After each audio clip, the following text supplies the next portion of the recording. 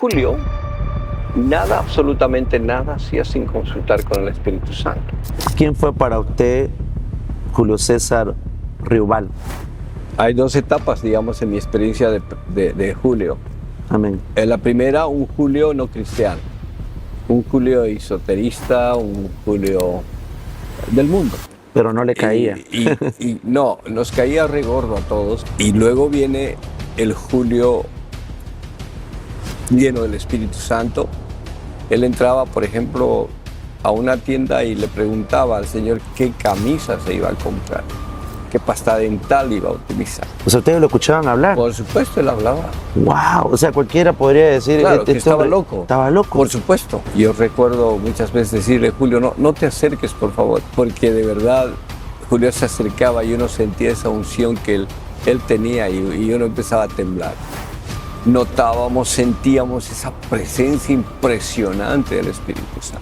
Cuando se presentó el estadio, personalmente, yo dije, bueno, se va a llenar preferencia. 30.000 personas dentro y 60.000 afuera.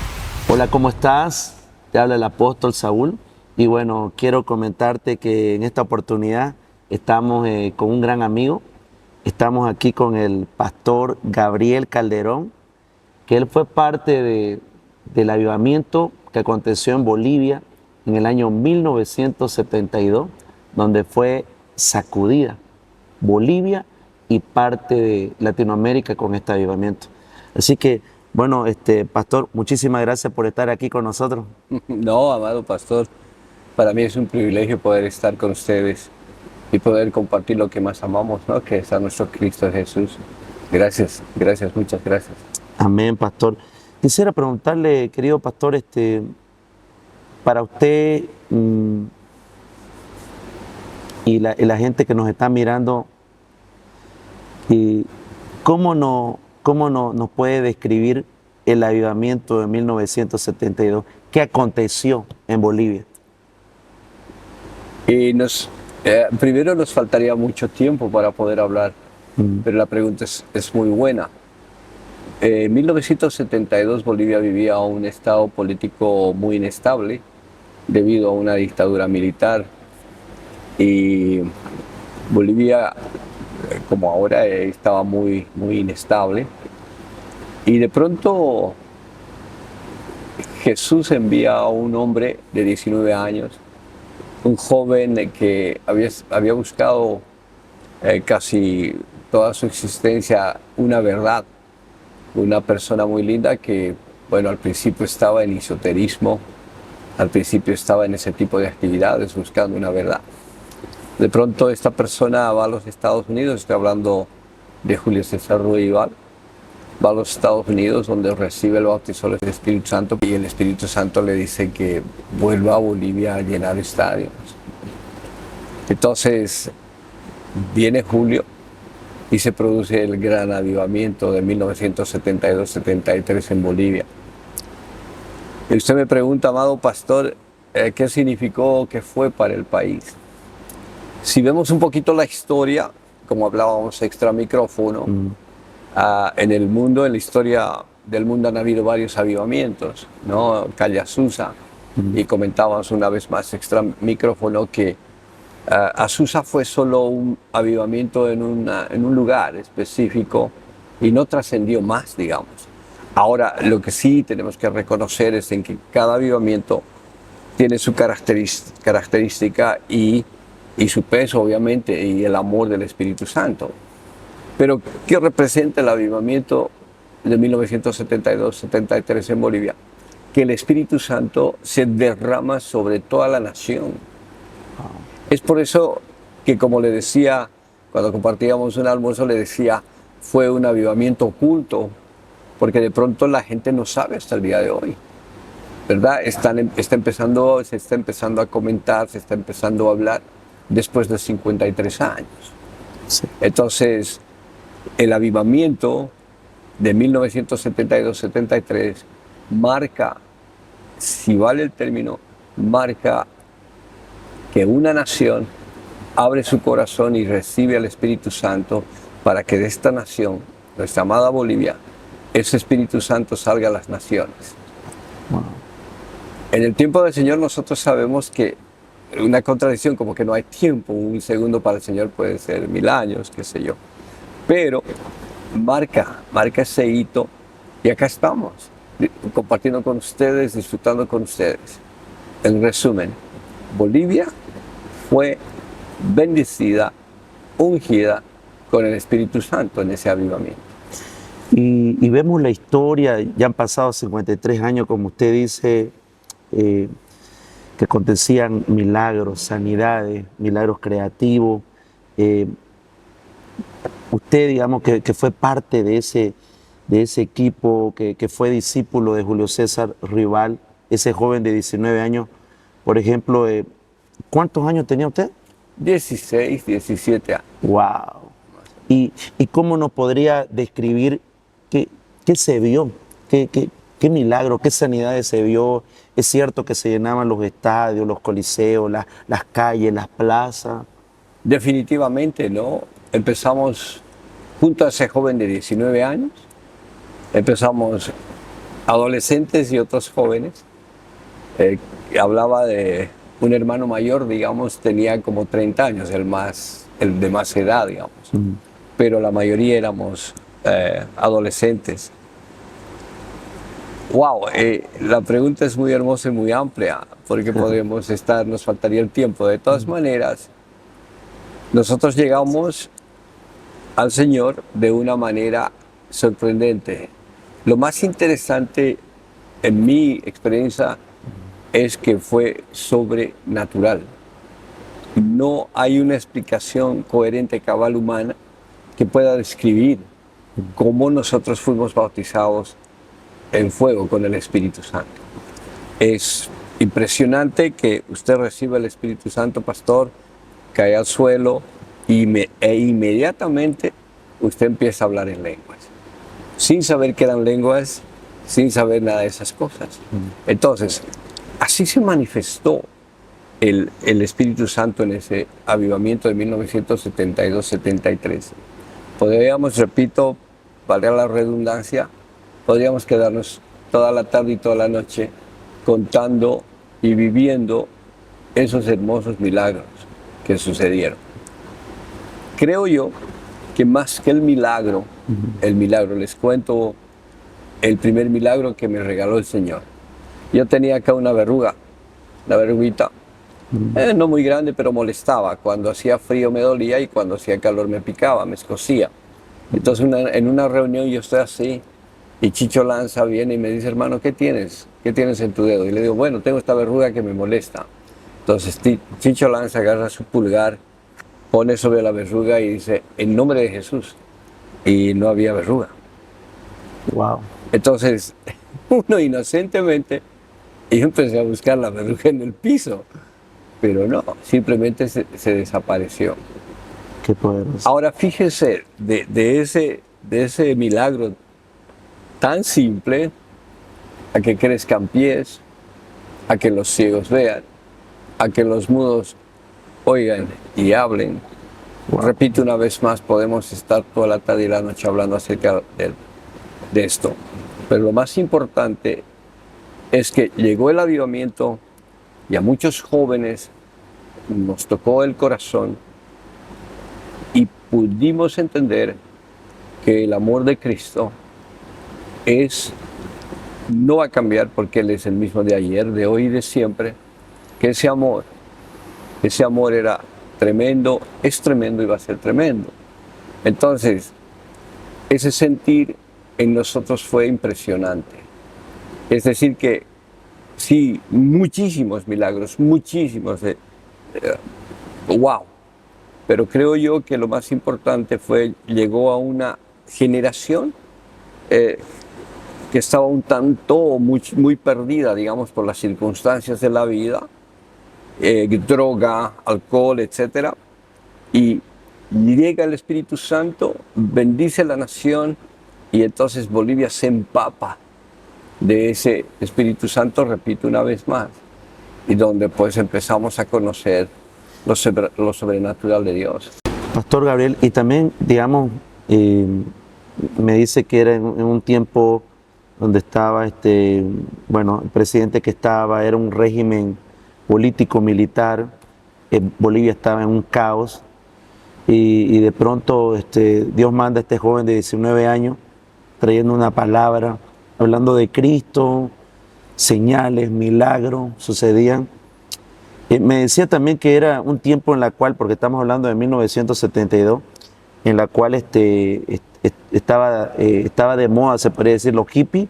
Ustedes antes andaban, ¿cómo andaban para que la gente, cómo era su aspecto? Claro, era una época, o sea, sí, de paz y amor, hipismo, rock and roll, Beatles, Rolling Stones, podemos nombrar varios, ¿no? Carlos Santana, el momento de mucha marihuana en los jóvenes, producto de lo que sucedía en el mundo, ¿no? La guerra del Vietnam. Es decir, es una historia muy hermosa, muy linda, que tenemos que conocerla. Y sí, el que les habla tenía el cabello más o menos hasta los hombros. Wow. Utilizábamos los famosos pantalones apretados hasta la Ancho. rodilla, y a partir de la rodilla tenía que cubrir Botapié ancho, el ¿no? botapié ancho para cubrir los zapatos que tenían plataforma. Wow. Entonces teníamos ese aspecto, entonces era muy, para la gente mayor especialmente, era muy complicado entender que estos jóvenes, estos adolescentes, hablen de Jesús. Y cuando nosotros recibimos al Espíritu Santo no cambiamos para nada nuestro aspecto, porque eso éramos. Pero sí, el interior de nosotros era obviamente diferente. El interior, nuestro corazón sanado, sabíamos que alguien nos amaba, estábamos muy conscientes que podíamos orar por los enfermos, podíamos dar palabra. Era eso, el aspecto, si vale el término, la fachada, era irrelevante. Pero lo importante, parece una contradicción, que el aspecto al mismo tiempo hacía que estos drogadictos, porque hablan de Dios, estos hippies, y bueno, había una serie de adjetivos peyorativos. Se podría decir, perdón, pastor, como dice la palabra, la palabra dice que, o sea, Dios usó lo vil y menospreciado del mundo para avergonzar a los sabios, ¿no? Por supuesto, claro. Usó lo necio, ¿no? Claro, claro que sí. Porque había entre nosotros, había ateos, todos veníamos de familias católicas, algunos renegados contra la religión, renegados contra el sistema, etcétera, etcétera. Y creo que me decía también había integrantes, por ejemplo, de pandillas, ¿no? Por supuesto. Convertidos. Claro, wow, claro que sí. Habían integrantes de una pandilla muy tremenda en La Paz.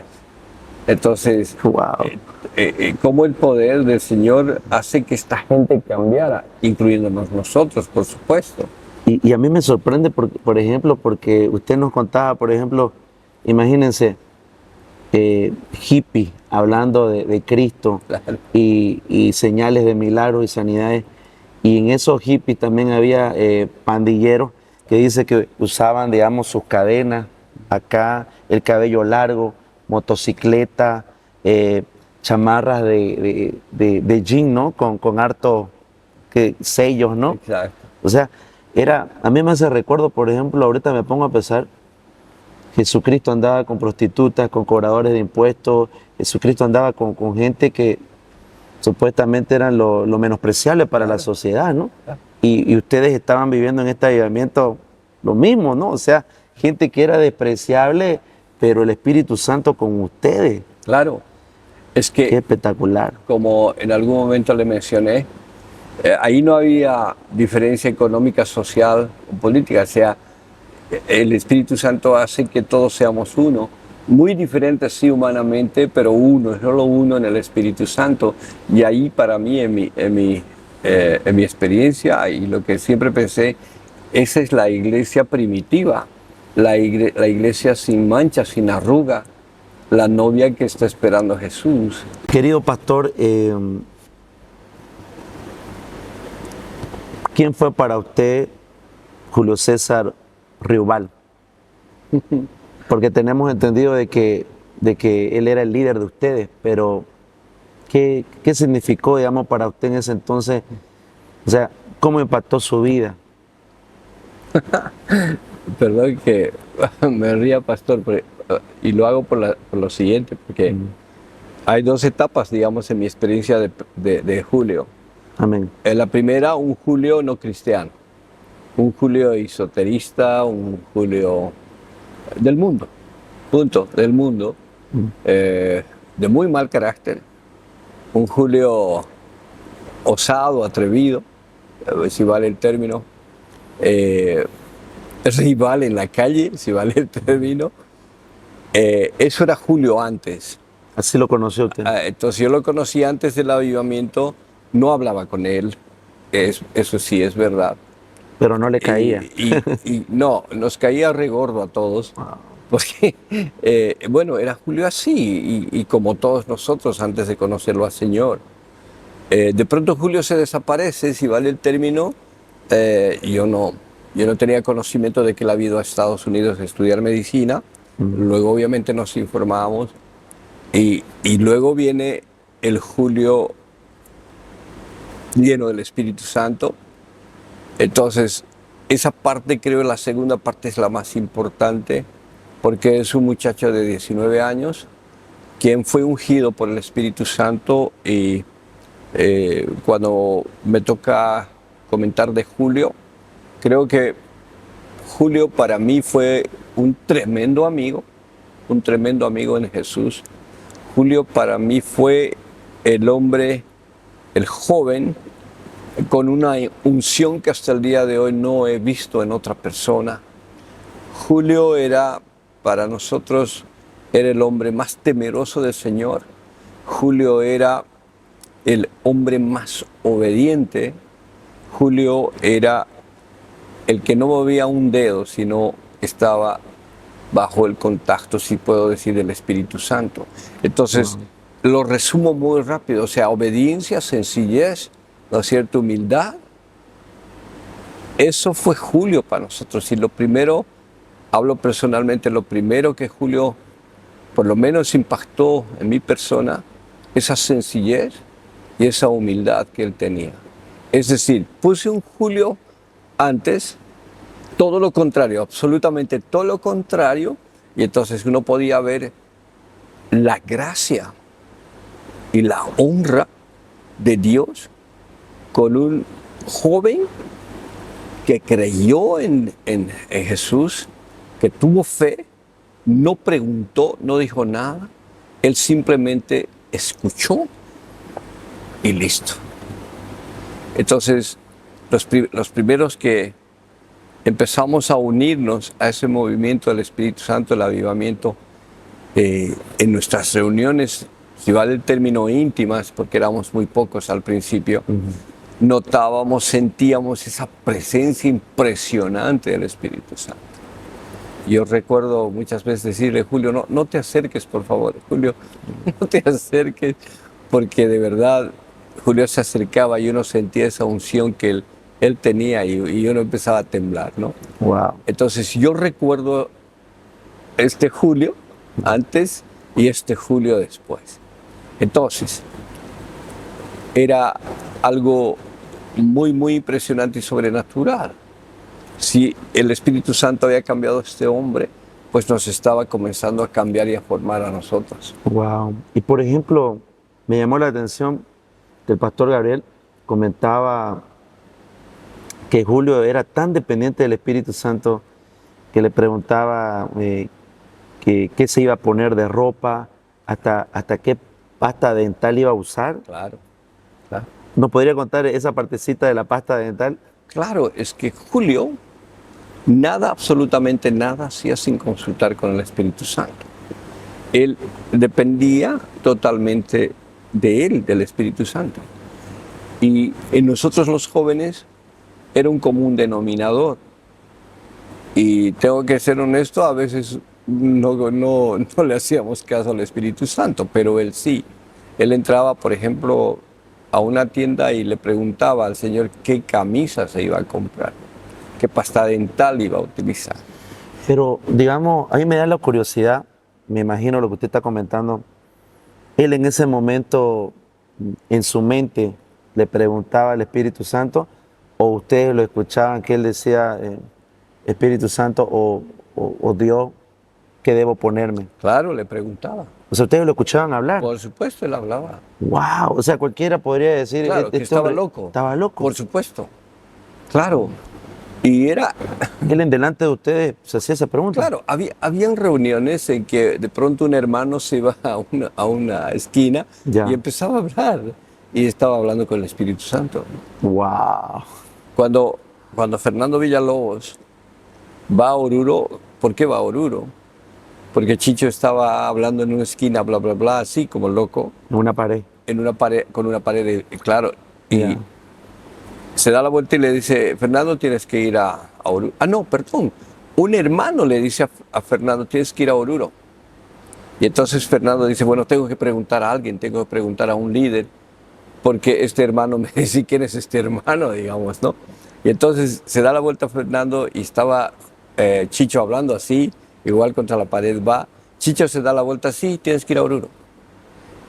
La intención de Fernando era, es cierto que tengo que ir a Oruro, pero estaba confirmando simplemente a Chicho lo que le dijo el otro hermano. Y Fernando no le había dicho nada a No, Chicho, ¿no? nada, absolutamente y Chicho, nada. ¿cómo supo? O sea, Porque el Espíritu Santo le estaba diciendo. wow, espectacular. Se da la vuelta a Fernando, está saliendo y aparece una hermanita y le dice, chao, que te vaya bien en Oruro. Wow, Entonces, espectacular. cuando hablamos así es complicado que nos crean. Es muy complicado que nos crean. Pero Yeah. nosotros hemos vivido y sabemos que es así. Wow. Y oiga, pastor, a mí me llama la atención porque igual yo creo la gente que está mirando este video, o sea, esto no lo vemos en el campo cristiano. O sea, en el campo cristiano, o sea, vemos al predicador que está predicando, el que está evangelizando, pero ver personas que hablan con el Espíritu Santo, que hablan solo, o sea, no hay. Y ustedes lo veían, podían ver eso de su líder, de Julio César. Claro. O sea, Julio César había desarrollado una relación íntima con el Espíritu Santo que sorprendía, ¿no? Claro, por supuesto. Qué espectacular. Es que era así, era una dependencia total de nosotros hacia el Espíritu Santo. Nosotros no hacíamos nada, absolutamente nada, sin que Él nos siga. En un momento... Vean si quiere, pastor. Y yo Vean. no, claro que sí. Yo les puedo decir que en el 72, en el avivamiento, no había un liderazgo. No había. Nadie ocupaba un lugar central. Nadie. Todo miembro tenía el privilegio y la responsabilidad de ministrar durante las reuniones. Es decir, que todos piensan que Julio hacía todo. No. Y yo recuerdo una reunión en el Montículo, Julio para y le dice a una hermanita, bueno, ¿sabes qué, hermana? El Espíritu Santo me ha dicho que tú tienes una palabra para nosotros, pasa adelante. Y él se va a sentar al pasto. Wow. Y la hermana dice, ¿y él cómo sabe? Si lo puedo decir, él no sabía, el Espíritu Santo lo sabía. Y le dice, dile a la hermana que dé el mensaje que le he puesto en su corazón. Y eso pasaba, digamos, seguido en alguna Era muy reunión. normal. Era muy normal. Y claro, como le confirmaba el Espíritu Santo, esa persona ya, o sea, era confirmado, ¿no? Porque Claro. esa persona ya estaba preparada. Claro, es que esto lo que estoy leyendo es lo que he escrito, o sea, lo que él nos dice, o sea, esto no es mío. Entonces no había jerarquización. Era una, como le decía extra micrófono, era una iglesia primitiva. Era una, ¿cómo le puedo decir? Era la leche no adulterada. Era el de ser niños y creer absolutamente. Por eso que el Señor dice, dejad que los niños vengan a mí porque de ellos es el reino de Dios. Entonces, convertirse a niño después de tener una vida tan loca, ¿quién va a creer? Porque, digamos, no, o sea, nosotros mayormente en el campo cristiano queremos una formación teológica, Claro. queremos una escuela de evangelismo, que nos preparen, digamos, Claro. para ir a evangelizar. A mí me llamaba la atención, por ejemplo, usted me comentaba, por ejemplo, habían personas que se convertían y al segundo día Julio le decía, lo mandaba a evangelizar de dos en dos. Claro. Es que Sorprendente. eso es tremendo, claro que sí. Y como le comentaba, nosotros no sabíamos, entre comillas, la palabra. Y algunas personas, algunos qué sé yo, nos decían, bueno, el desconocimiento de la palabra lleva, sabemos lo que dice, ¿no es cierto? Pero lo que pasa es que el Espíritu Santo a nosotros, si vale el término, nos utilizaba al revés. Es decir, que nosotros dábamos el mensaje, íbamos a la Biblia y era tal cual. ¿Me hago entender? Amén. O sea, era así. Wow.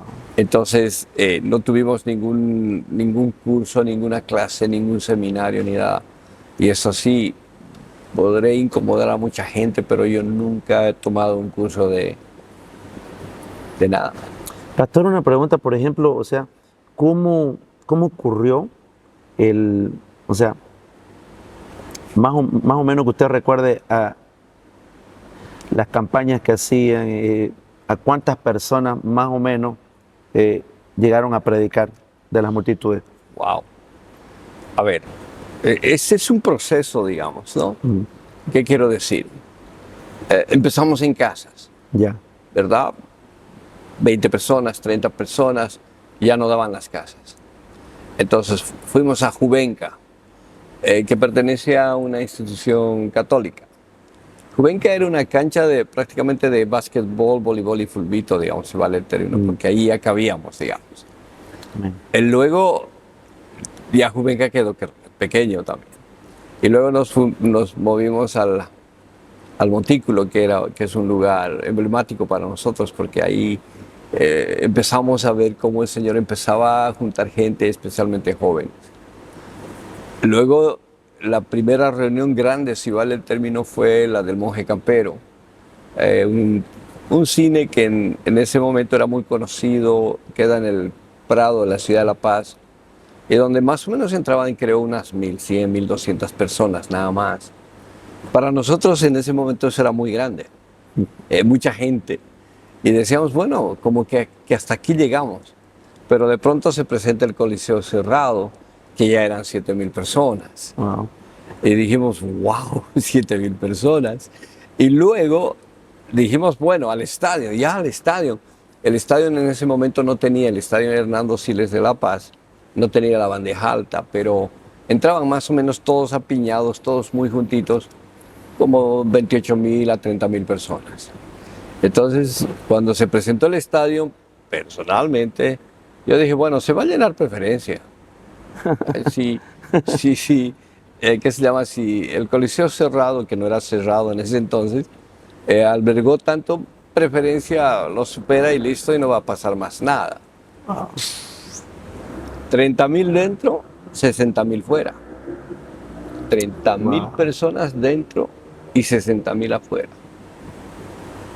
En la segunda reunión era aún más. Entonces, no va a creer pastor, pero como que era ya normal para nosotros. Wow. Y tengo entendido también que vinieron por Santa Cruz, ¿no es cierto?, en el Cristo. Por supuesto, claro, después de La Paz a Cochabamba. Cochabamba. A Cochabamba, que no se utilizó el Félix Capriles, porque el Félix Capriles en ese entonces todavía no tenía las curvas sur y norte. Ya. Entonces la gente no iba a entrar. O sea, ya lo que pasó en La Paz, dijimos no, entonces el Señor puso la coronilla. Wow. ¿Y ahí cuántas personas más o menos? Yo calculo que esa mañana habían más o menos unas 30.000, 40.000 personas. Y ojo que la coronilla en ese entonces era un basurero. La ciudad de Cochabamba botaba la basura ahí, pero ese Era un lugar amplio. Exacto, ese lugar escoge el Señor. Wow. Y luego a Santa Cruz, que el Tahuichi tampoco tenía la curva sur y la curva norte, era solo así. Y había mucho viento, Santa Cruz usted sabe que es ventoso. Amén. Entonces, bueno, en el Cristo Redentor, y allá se perdía en el horizonte la gente. Dicen, no sé, que habían unas 40.000 a 50.000 personas. Wow. En un calor agobiante, ¿no? Gloria a Dios. Qué poderoso. O sea, Qué poderoso. Y usted nos podría, digamos, por ejemplo, contar, digamos, por ejemplo, el avivamiento, ¿cuánto tiempo duró en Bolivia? como tal, de 7 a 8 meses, De 7 a 8 meses. nada más. Y después tengo entendido, ¿no? Podía leer en los libros. Julio fue a predicar a Perú, usted me corrige, fue a Paraguay, Sí, también fue a Colombia, sí. Argentina igual, y wow, llevando la misma unción. Por supuesto. Después de la reunión en Santa Cruz, a las 2 semanas yo salgo para los Estados Unidos y ya me enteré por hermanos que Julio fue al Perú, que fue... Ya a partir de ahí yo ya no, digamos, tengo ese contacto con los hermanos, sino Amén. digamos, por información de correo, qué sé yo. Pero sí, efectivamente, Julio llevó el mensaje de paz, de amor y de vida eterna a esos países, Amén. claro que sí. Una pregunta, ¿cómo llegó a convertirse, Señor? Porque escuché por ahí algo que, como usted dijo, lo conoció a Julio César en el mundo y luego creo que lo invitaron a una reunión y usted le quería pegar a Julio César, no quería verlo. Cuéntenos ahí, porque ahí fue su conversión. ¿Cómo fue eso? ¿Lo invitaron a dónde? Y claro, es que, como habíamos hablado previamente, yo lo conocí a Julio antes. Él andaba con Chicho Lanza y eran dos personajes muy pesaditos para nosotros. Entonces, teníamos un amigo en el barrio, Miraflores, de la ciudad de La Paz, nuestro querido Oscar Barrón, Chinito Barrón. Él es el que va y nos da el mensaje de que había un Jesús vivo y que había un Jesús que nos amaba. Entonces, en el barrio los amigos lo votamos a Chinito porque estaba loco, ¿no? Que se vaya con su cuento a otra parte. Luego vuelve otra vez Chinito y dice, bueno, ¿saben qué, muchachos? El Señor existe y los ama y Jesús es realidad. Lo volvemos a votar a Chinito. Wow. Y yo estoy regresando de un entrenamiento de fútbol y me encuentro con Chinito en el Prado, en la ciudad de La Paz. Y me dice, ok, Palerito, vamos, anda a pegarlo a Julio. O sea, el Señor tenía su plan, ¿no ve? Anda a pegarlo a Julio, me dice, porque estoy en una reunión con él. Y le digo, Chinito, no molestes. ¿De verdad quieres que vaya? Y yo lo voy a pegar. Le digo, ojo que yo no era violento, ni mucho menos. No, lo que pasa es que Julio era muy pesado. Y me dice, ya, anda. Entonces fuimos a la casa de Chicho Lanza, que en ese entonces vivía detrás del cine 6 de agosto, en la ciudad de La Paz, en Sopocachi, y entro y lo veo a Julio. Y Julio estaba hablando con Chicho, él me estaba dando la espalda, digamos. Y bueno, me siento, dejo mi maletín y me puse al borde de la silla, se da la vuelta perdón por la expresión, y le salto, ¿no? Y listo. Y entonces se da la vuelta a Julio y me dice, tú eres Palelo, ¿no? Me dice, y estoy haciendo esto y me dice, Jesús te ama. Al piso Wow. y a contorsionarme, hablar en lenguas, y así fue como fui bautizado en el Espíritu Santo. Le hago una pregunta, pastor, porque incluso se la preguntaba cuando estuvimos compartiendo ahí un almuerzo.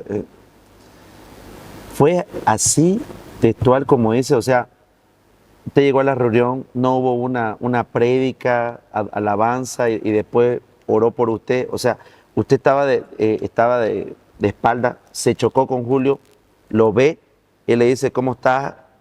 Por el apodo que tenía, y le dice, Jesús te ama, le dice. Solo eso. Y usted cae tan Claro. solo con eso. Claro, solo eso. Wow, o sea, Solo eso. No hubo nada más, ni me tocó. tremenda la presencia de Dios, la unción. Claro, vuelvo a repetir, no he conocido a otra persona de todos estos 53 años que ha tenido esa unción de Julio, ¿no? Espectacular. Impresionante. Entonces, de esa forma llega el Señor a mi vida y aquí estamos, Wow, tratando de gloria a Dios. seguir en el camino, ¿no? Querido pastor Gabriel, ¿cómo fue bueno, nos dice que la partida de usted, por ejemplo, la última campaña que hubo aquí en Santa Cruz de la Sierra en el Cristo, luego sale una oportunidad para usted, una beca, y sus padres lo obligan, le dicen, te tenés que ir a estudiar a Estados Unidos. ¿Y cómo fue? ¿Fue duro para usted ese momento? ¿Y cómo fue el momento? ¿Cómo le dijo a Julio? ¿Qué le dijo Julio a usted? ¿Le dijo que te vaya bien? ¿No vaya? ¿Qué pasó? Bueno, después de la campaña acá en Santa Cruz, regresamos a La Paz y mi papá me sorprende, ¿no? Me dice, te tienes que ir a los Estados Unidos. Fue una sorpresa, la verdad que muy dura. Y bueno, fui a una reunión y les dije, me estoy yendo a los Estados Unidos, así de simple. Y eh, Julio dijo, bueno, Palerito, que Dios te bendiga, un abrazo y anda, anda, el Señor sabe por qué. Y ese fue, digamos, el último contacto que tuve con Julio. Pero para usted ese momento fue doloroso, lloró. Muy especial, una sensación, unos sentimientos encontrados tremendos.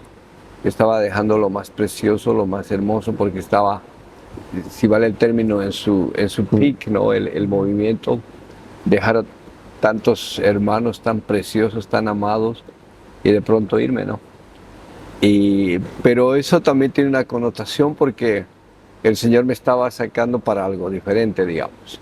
Wow. Y ya eso es otra cosa, ¿no? Otra conversación, pero sí, el último contacto que tuve con Julio fue un abrazo, una bendición y nada más.